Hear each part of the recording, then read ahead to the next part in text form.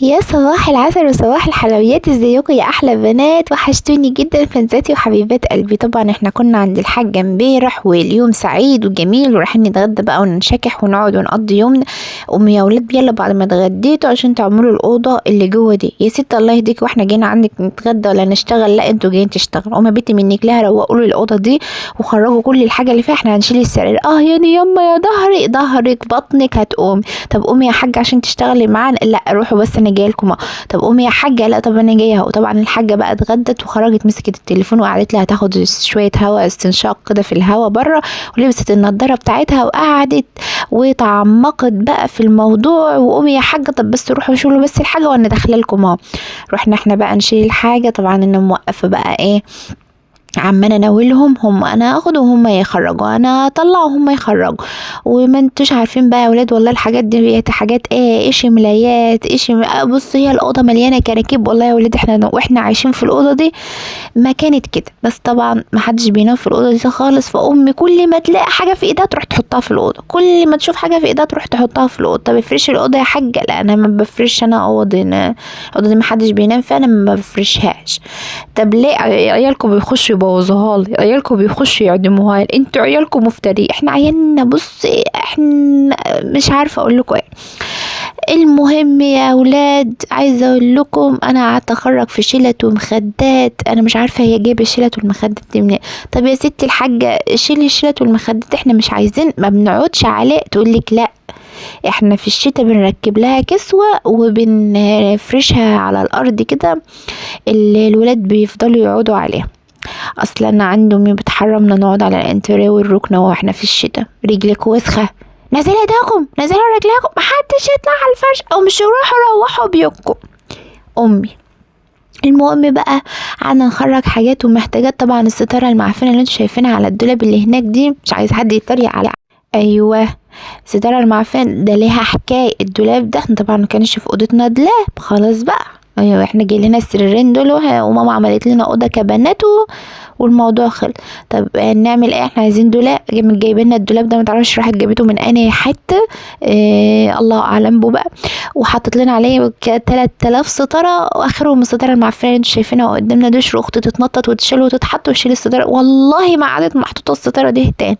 احنا هنشتري لك ستاره جديده. اقسم بالله انا ما عارفه هي ستاره ولا ايه. المهم قعدنا نخرق. امي عندها مراتب فايبر وانا ما عنديش يا ولاد. امي كانت تتشل لساني يوم ما قلت لهم انا عايزه مراتب، انا عايزه مراتب قطن واعمل لهم كده. انا عايزه انجد. اشمعنى كل البنات تنجد ولا لا؟ ابدا انا عاوزه اسفي التنجيد. حسبي الله ونعم الوكيل فيا. يلا الحمد لله. المهم بقى وانا اقول لهم انا ماليش دعوه، خدوا المراتب القطن بتاعتي دي وهاتوا لي مراتب. يا بنتي مراتبك جميله مراتبك حلوه، وانا الوقت يا ولاد والله بتشل وانا بخرج المراتب بتاعتي دي الحمد لله. طبعا هنا انتوا قاعدين تقولوا ايه كميه الحاجات اللي تحت السرير دي؟ ايه الحاجات دي يا حاجه؟ كل دي حاجات يا حاجه؟ والله يا ولاد عايزه اقول لكم ان دي سجاد. الحاجه اللي كانت تحت السرير دي سجاد. احنا ما شاء الله الحمد لله يعني شقتنا واسعة شوية، فطبعا بتاخد سجاد. فهي لما السجاد بتاعها كله غسلته، احنا بنغسله في الصيف، وحطيته تحت السراير. طبعا البت حزلقومة بتاعتنا هتولد، فمادام حزلقومة بتاعتنا هتولد قوموا شيلوا السراير ونفضولي تحت السراير وكنسولي تحت السراير وتحت. احنا طبعا الدولاب والمكتب وكل الحاجات دي كانت بره والسراير كانت بره.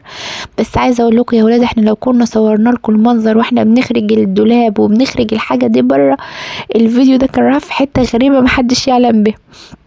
فاحنا قلنا لا احنا نحترم الدنيا وخلاص بقى. احنا نقلنا السرير الكبير دخلناه جوه. البت حزلقومه عاوزه تولد على السرير الكبير. انا هقعد انا وابني على السرير الكبير.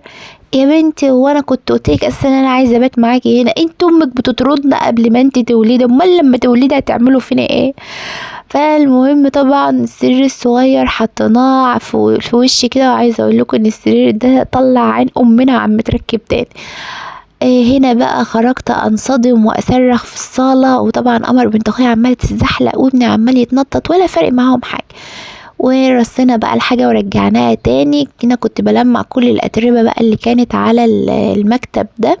طبعا المكتب ده ماما قالت هنجيب له اللزق زي اللزق اللي انتوا شايفينه ده، وهنلزقه من اول وجديد. هو والله مدهون وزي الفل وجميل وزي العسل، بس عيالنا الله يسامحهم ما بيعتقوش حاجه في البيت ده لما بيبوظوه. دي مرايه الذكريات يا ولاد، دي المرايه اللي شافت ايام وسنين معانا في الخطوبه وفي الكتب كتاب وذكريات بقى، مرايه حياتنا دي. وهنا كنت بكنس اخر كنسه في الاوضه وانا عماله اقول اشهد ان لا اله الا الله، اشهد ان لا اله الا الله. خلصنا طبعا ما خلصناش ولا حاجه، احنا خرجنا برا للصاله واشتغلنا شغل ما يعلم بها الا ربنا، وما عدتش جايه اتغدى عندكم تاني. انتوا بتشغلوني باللقمه، والله بتشغلوني باللقمه. وكل ما نيجي نقول خلصوا بس انا ترتيبه بسيط. عايزه اقول لكم بقى يا ولاد، والله الاوضه دي ما حد بيدخلها ولا بينام فيها، عشان ما تقوليش انتوا حطيتوا السجاده على السراير وسبتوا المخدات دي. ماما هتاخدها تركب لها كسو عشان ايه، تجهزها يعني للشتاء وكده. والسجاد حطيناه على السرير وفرشناه شبه المتكفن كده عشان لما نيجي نرتب الأوضة ونفرش. طبعا احنا كده خلصناهاش قوي يعني، احنا عملناها كده عشان اما اختي تيجي تولد هنبدأ بقى نفرشها فرشة نضيفة. احنا مش عايزين نفرشها دلوقتي لان مفيش حد بينام فيها الا لما بنكون حابين ان احنا هنروح ومقررين ان احنا نبات هناك بس مش اكتر. وخرجنا بقى للصالة برا، كانت الانتريه والركنة اتنفضوا كويس وبدأنا ان احنا نكنسهم. طبعا احنا كنا لسه مخلصناش باقي الشقة، عملنا باقي الشقة وعملنا المطبخ وكده. الروتين بتاعنا خلص. يا رب اكون شجعتكم على الصبح كده واكون اديتكم طاقة ايجابية تقوموا تخلصوا اي حاجة عايزاكم تنفضوها وترتبوها لدخلة الشتاء. يا رب الفيديو يكون عجبكم وروتيني عند الحاجة يكون عجبكم. هستناكم تقولوا لي رأيكم في الفيديو وهستنى تعليقاتكم الجميلة. ما تنسوش تشتركوا في القناة. اشوفكم في يوميات ام مفرومة فيديو جديد.